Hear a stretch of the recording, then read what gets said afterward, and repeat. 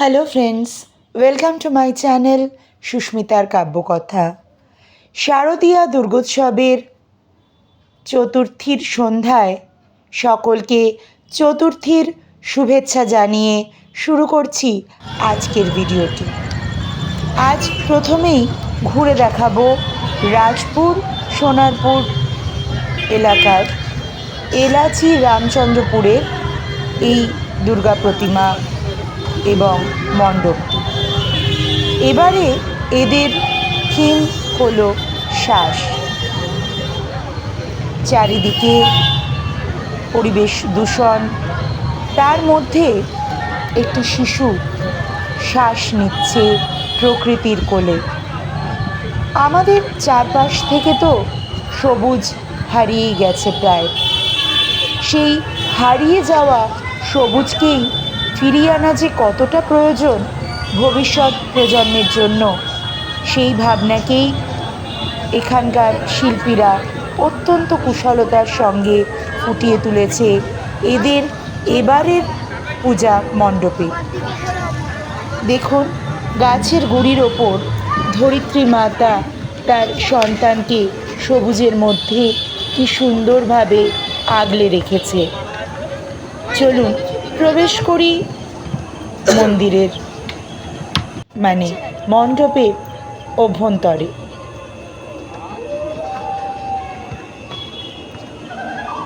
মণ্ডপের সঙ্গে সাজুজ্য রেখে তার সাজসজ্জা, অলঙ্করণ এবং দুর্গা প্রতিমা তৈরি করা হয়েছে। মণ্ডপটি ঘুরিয়ে দেখাবো, কি সুন্দর কারুকাজ। আমাদের কলকাতার দুর্গাপূজার এক একটি মণ্ডপের এক একটি বিশেষত্ব। দুর্গা প্রতিমা নীল আলোকসজ্জায় সজ্জিত, চারপাশের পরিমণ্ডলও নীলের আবহে। এখান থেকে বেরিয়ে আমরা গেলাম এরই কিছুটা দূরে রামচন্দ্রপুর তরুণ সংঘের দুর্গা প্রতিমা দর্শন। এই দুটি পূজা বিগত কয়েক বছর ধরে দর্শকদের দৃষ্টি আকর্ষণ করে। এখানকার মণ্ডপের সৌন্দর্য চোখে পড়ার মতো।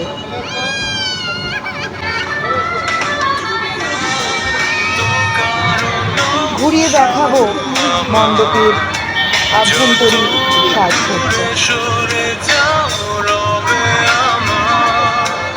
খুব সুন্দর থিম এবং সেই থিমের সঙ্গেই সাজুজ্য রেখে মণ্ডপের সৌন্দর্যায়ন।